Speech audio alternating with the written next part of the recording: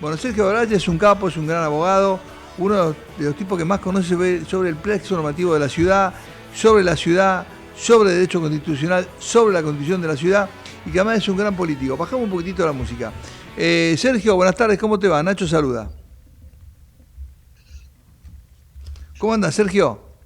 Bien, ¿qué tal? ¿Cómo estás? ¿Bien? Bueno, un gustazo como siempre. Bueno, Sergio, ya pasó el plazo, este tema de los plazos, ¿no? Ya pasó el plazo para alianzas y acuerdos, faltan pocos días para los nombres que va a integrar las alianzas y acuerdos presentados tanto en capital como en provincia, el resto de los países, de las provincias, de los estados, y con el episodio notorio de las elecciones, primero en Corrientes para gobernador y después en septiembre en la provincia de Buenos Aires para cargos provinciales. Pero, ¿cómo estás viendo estos últimos tramos?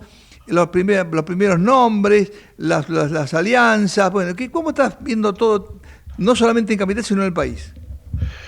Mira, veo movimientos todos acordes a la era, viste que ha sido una era que se modificó con la irrupción de un presidente que no venía de ninguna estructura partidaria o acuerdo, y por el otro lado también una Argentina que para mí sigue dividida en tres, pero que hay una tercera expresión que después de esa elección no se consolidó, viste que la elección de septiembre en la ciudad dividió a lo que era Juntos por el Cambio en cuatro listas, que si lo sumás juntaban 29 puntos, Sí, pero sin ganaba embargo, ganaba otra vez, claro. exactamente, pero no sucedió esa, y en esta tampoco, otra vez no hemos logrado el conjunto, quizás en la decisión de candidatos se abre una puerta para una nueva negociación, pero lo veo muy complicado y me parece que es el problema de este tiempo, ¿no? Es decir, una tercera fuerza que podría traer sensatez y equilibrio que no logra consolidarse como una sola, pero que tiene una oferta eh, dividida pero jugosa en candidaturas y demás, ¿no? Perfecto, bueno, ahora, ¿por qué?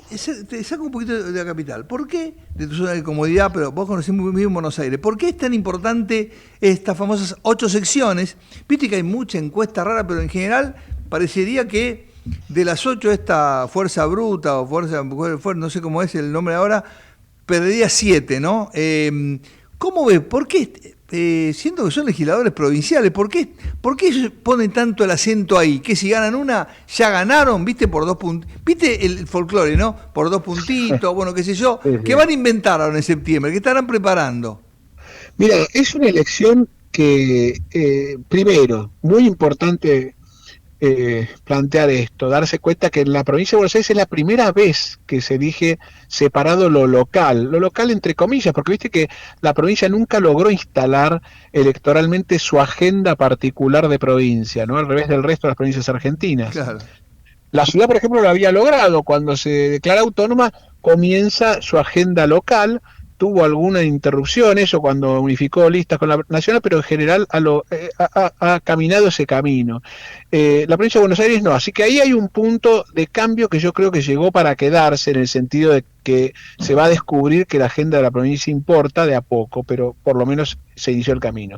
En segundo lugar, me parece que como es una elección muy teñida de lo territorial, no termina de ser el ejemplo exacto de lo que va a ser la de octubre, porque no es lo mismo tener intendentes de candidatos en una local que esa situación en una boleta única en toda la provincia a diputados nacionales. Me parece que es una elección diferente en ese sentido, pero sin duda va a haber un cambio de poder, un cambio de estructura, y de elecciones en la provincia con esta nueva agenda y estas candidaturas más locales que de toda la provincia, ¿no? De la provincia completa. Así que puede haber un cambio incluso, como vos decías, al final del camino en la propia legislatura, pero ya operando desde la elección no sábana de la presidencial, sino de cómo le fue a cada uno. Viste que eso ya te pone en una manera distinta de presentar proyectos, de negociar en la legislatura que aprobás y no del Ejecutivo. O sea, la localización va a influir en la próxima legislatura de la provincia de Buenos Aires. Qué importante lo que decís. Yo veo, por ejemplo, cómo matan y roban en La Matanza, lo inseguros que es el Gran La Plata después de planeadores que Kicillof permitió que se establezcan y hagan miles de personas, lo inseguro que están zonas de interior de la provincia, con grandes ciudades, con conurbanos. Digo, y sin embargo, la seguridad no está en la agenda. Este invento de rajar comisarios porque lo levantaba Bondarenko. Digo, la problemática de la provincia no, que es bien distinta del conurbano, del primero, del segundo, del tercero y del interior, lo de Bahía Blanca, lo del norte, lo del oeste, ¿cómo no está el presente? Los problemas del bonaerense finalmente no están, está bueno si Máximo, si el Kicillof, si la otra que hace huevos con palta, digamos, ¿entendés? No está la problemática bonaerense. Tal cual, ese es el tema hasta hoy. Nunca estuvo, una cosa tremenda, porque inseguridad, educación, inundaciones, no eran temas que cruzasen lo electoral. Por ahí durante el año aparecen, pero después en lo electoral marcaba la cancha lo nacional, la decisión de candidatos nacionales para totalizar la provincia o estar pegados a la presidencial cuando tocan. Y entonces nunca hay lugar para lo local. Y eso te muestra, como bien decías, por qué es posible tener gobiernos locales tan malos que, Claro. total, después se disfrazan de otra cosa cuando llegaba la elección nacional que iba de punta a punta en la sábana. Ahora es otra historia. Y me parece que eso va a aportar para adelante, es una oportunidad. Por supuesto, que tienen que hacer las cosas bien del otro lado, ¿no? Sergio, vos nunca fuiste testimonio, vos estuviste laburando donde había que laburar. ¿Qué opinas de la testimonialidad en la provincia? Esto que entran, salen, no voy a asumir, pero vos voy en la lista. ¿Cómo es eso? Muy malo. En la acusación de Milei de la casta hay una parte de cierto, que no es una acusación de Milei por ahí, sino de la propia gente, que es que la política en estos últimos 40 años ha tenido un sector que ha vivido de sí misma. Y esa acusación se reafirma cuando ves la imagen de los que son siempre, todo el tiempo algo, y además se ocupan de mantener el poder en todos lados, haciendo testimoniales, pero mintiéndole a la gente que no van a asumir. La verdad que es terrible, eso tiene que ser recortado, tiene que tener cantidad de mandatos con límite. Me parece que el juego de la política de siga es muy malo para el resto de los que hacemos política, que no hacemos, no repetimos esa forma de militar o de ser candidatos, ¿no? Sergio, ¿qué va a ser tu movimiento, vas a hacer vos en estos días que restan para los nombres y después en la campaña propiamente dicha? ¿Cómo te vas a mover? ¿Cuál es tu aspiración? ¿Cuál es tu objetivo, tu misión? Porque es un momento crucial esta elección de medio término. Sí, es crucial y a mí me pasa al revés de muchos en la política, y me pasó siempre que voy con mi agenda de temas. Por supuesto, después si te toca ser legislador o diputado, absorbes otras, pero yo voy con un objetivo. Digo, esto está mal, tendría que ir acá para corregirlo, y te cuento cuál es esa agenda. Para mí hay que modificar el sistema impositivo, sobre todo para las pymes, y lo que se ha hecho hasta ahora ha sido solo para beneficiar en el RIC y sobre todo las grandes inversiones. No ocurre lo mismo con la pyme tiene que tener una simplificación impositiva, una presión menor, ayudarlo con los costos para competir. El que exporta tiene que tener la posibilidad de que los costos le den con la exportación. Todo esto requiere legislaciones como el monotributo pyme. Los que exportan a conocimiento deberían tener un monotributo del conocimiento específico para que traigan esa divisa que tienen afuera y les sea fácil y no costoso, y puedan disponer sin problemas. Te tiro dos ideas, tengo muchas más respecto de eso, y después otros dos temas más. Uno muy grande que me gustaría corregir, porque hace 50 años que atrasa a la Argentina, que es la ley de entidades financieras, que se aprobó cuando Martínez de Oz, y que le ha permitido a los bancos hacer desastres, menos dar crédito a la gente o a las pymes, ¿viste? Le dio plata al que podía tener plata, no al que necesitaba el crédito. Y esto es un problema muy serio, es un país capitalista que no da crédito, esta cosa rarísima. Los bancos funcionan para la timba y no para dar crédito.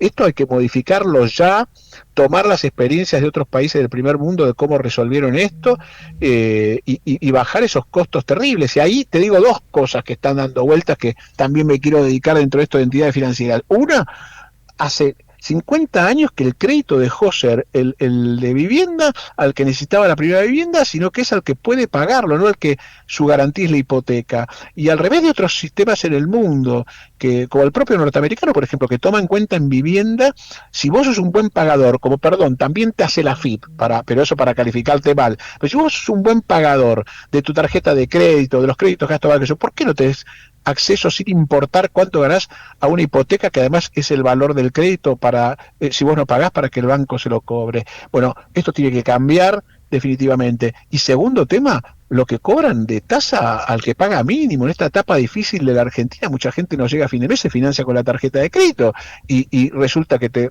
matan costo total financiero hasta un 120%. Son todas cosas que quiero ir a resolver definitivamente en el Congreso. ¿Cómo irías, digamos, finalmente acá hasta el cierre, ¿no? ¿En qué lista? Si vas a jugar, si no vas a jugar, si vas a estar atrás de la escena, en fin, faltan pocos días. Voy a estar de candidato, cerramos una alianza con el radicalismo y el Partido Socialista y hasta el jueves, hasta el 17, el domingo, esto está así. Y mi lugar es expectante, en principio sería el tercero, puede mejorar o no, o puede cambiar esto, si se lograse todavía hay tiempo para una alianza más grande, pero mi intención es ser candidato a diputado nacional y dar pelea por estos temas. Eso es muy importante. Sergio, contá con nosotros, lo dijiste, entidades financieras es fundamental. Digamos, que el que sea para el que puede tomarlo, no para el que lo necesita, no para el que le sobra la guita, digamos. Y después la tasa, digamos, es una cosa realmente descomunal. Vos sabés que te cuento una anécdota rápida. En Estados Unidos la tasa no está regulada nacionalmente, pero los estados le ponen límite, ¿no? Por ejemplo, el estado de Nueva York te dice, vos podés cobrar tasa hasta el límite de lo que consideramos usura. Fija lo que es usura y si no es delito, por lo cual el banco puede ir hasta debajo de usura. En la Argentina no, la usura va por un lado y la libertad de tasas que se aprobó en aquella ley de Martínez de Oz va por otro, ¿viste? Entonces, ¿cómo? El mundo capitalista más salvaje tiene maneras de regular estas cosas, aunque no sea el pie arriba de las entidades bancarias, pero de alguna forma le pone límite, y en la Argentina viva la pepa. Qué increíble. Espera, repetilo.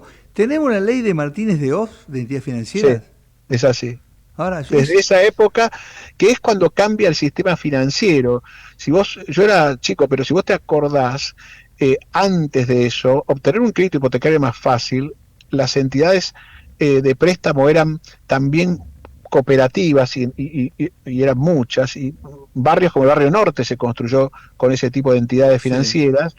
El crédito era casi a sola firma, y porque lo que valía era la hipoteca, digamos, la garantía era el banco hipotecario, el banco hipotecario. El banco hipotecario, la caja de ahorro postal. La caja de ahorro postal, fíjate, los bancos, bueno, no me voy a dar nombres, pero bancos constructores, bancos que tenían crédito y eran constructores. Exacto, y eran constructores. Y eso permitía el acceso al crédito, que es todavía tan o más importante que la tasa misma, es decir, que te lo den, porque el tema hoy es que no te lo dan. Entonces, esa Argentina se modifica, se produce otro tema que no se sabe, a partir de esa ley, así, a lo largo del tiempo, de 40 años que no se modificó, o sea, hay muchos responsables en este trayecto democrático de no haberla modificado, se produce una gran concentración en pocos bancos. Claro. Van muriendo bancos, entidades financieras cooperativas, todo eso va saliendo de la cancha, sobre todo con la crisis del mismo Martínez de Oz. ¿Te acordás que la timba financiera termina muy mal y terminan cerrando un montón de bancos? Sí. Y continúa esa concentración en pocos bancos que dominan el mercado con créditos de muy corto plazo y muy asegurados que se lo van a cobrar. Eso se ve en plata dulce eso. Claro, y tasas muy altas. Y fíjate, a lo largo de estos 30 años, el único sector que ganó aún en crisis es los bancos. ¿Sí? Es más, Cristina decía, nunca ganaron como conmigo, Macri lo mismo, todo, con todos los gobiernos, incluso en el 2001 ganaron. Lo salvó el Estado. Sergio, antes del cierre hablamos de nuevo, sería muy importante que estés en el Congreso, muy importante, y por supuesto siempre es un gusto escucharte, un fuerte abrazo y a tu disposición. Muchísimas gracias. Sergio Olivasa con nosotros.